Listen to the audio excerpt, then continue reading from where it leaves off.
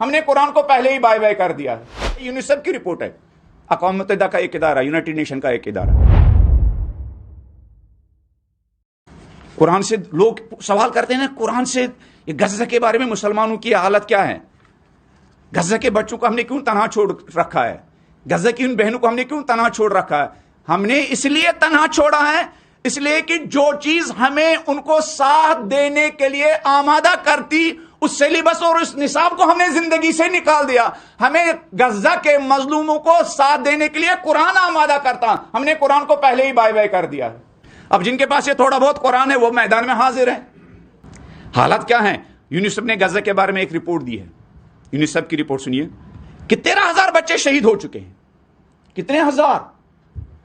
13,000۔ اور دنیا ٹس سے مس نہیں ہو رہی ہے۔ کون دنیا؟ جہاں ہر طرف ہیومن رائٹس، انسانی ویلیوز، ہیومن ویلیوز، کیسی کیسی وہ باتیں کرتے ہیں، ہیومن ویلیوز۔ اس فرزند زہرا نے 10 سال پہلے کہا تھا امریکہ، یورپ ہم سے کہتا ہیومن ویلیوز، ان کو ہیومینٹی کی ایچ کی بھی خبر نہیں ہے، اور ہمیں بتاتے ہیں ہیومینٹی، حقوق بشر ہمیں بتاتے ہیں، ان کو بشر کی بے کا بھی پتہ نہیں ہے، اور ہمیں کہتے ہیں بھائی ہیومن رائٹس کی وائلیشن ہو رہی ہے۔ منافق دنیا، کل بھی میں نے کہا نا، منافق دنیا۔ بہت سارے بچے جن کے پاس خون کی پرابلم ہے، ان کو مناسب غذا نہیں مل رہی ہے۔ بچوں کو اتنی ویکنیس آ چکی ہے، اب ان کے اندر رونے کی طاقت اور انرجی نہیں ہے۔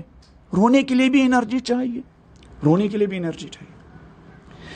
غزہ کے ہر 3 بچوں میں سے ایک بچہ ہے جس کو مناسب غذا نہیں مل رہی ہے۔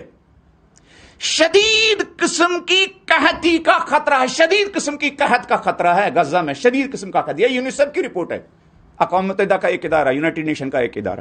یہ صورتحال ہے، منافق دور میں ہم جی رہے ہیں۔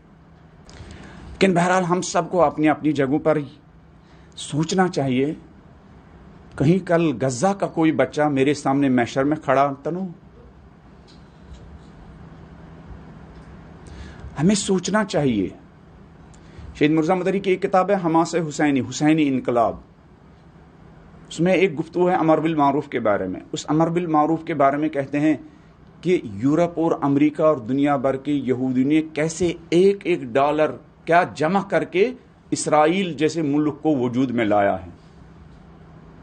اسرائیل، جیوز، یورپ اور امریکہ میں جن کا گندگی کا کام ہے نا، انہوں نے بھی اپنا $1 کا حصہ ڈال دیا ہے اور اسرائیل کو وجود میں لایا ہے۔ ہم مسلمانوں کے اندر یہ چیز نہیں ہے۔ اب چلے ان کو چھوڑیے، لیکن ہم 40-50 لوگ، ہمیں سوچنا چاہیے نا، کبھی ہمیں بیٹھنا چاہیے نا، آپس میں ڈسکشن کرنا چاہیے نا۔ ہم نے کبھی ڈسکشن کیا ہم کیا کر سکتے ہیں؟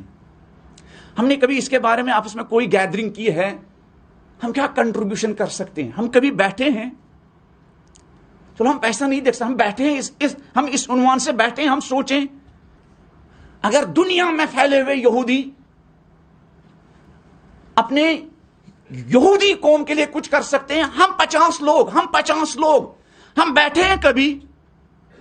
کسی مولانا نے ہمیں بلایا، ذرا ٹھہرو، اصل میں یہ نماز جماعت کی صفیں کس لیے ہیں؟ تاکہ ہمیں جماعت کی طرح چلنے کی تربیت ہو۔ ہم جماعت ہیں نہیں۔ یہ جو تاکید کی گئی ہے ہمارے شانے ملے ہوئے ہو، کیوں؟ تاکہ ہمیں پریکٹس ہو شانہ بشانہ چلنے کی۔ یہ جو ہاتھ ملانے کی تاکید کی گئی ہے، تمہیں ایک دوسرے کے ہاتھ میں ہاتھ دینے کی کیا پریکٹس ہو جائے۔ وہ پریکٹس کہاں ہوگی؟ پنجگانہ نماز میں وہ پریکٹس ہو جائے، ورنہ یہ فارملٹی ہو رہی ہے، رسمیں ہم نبھا رہے ہیں۔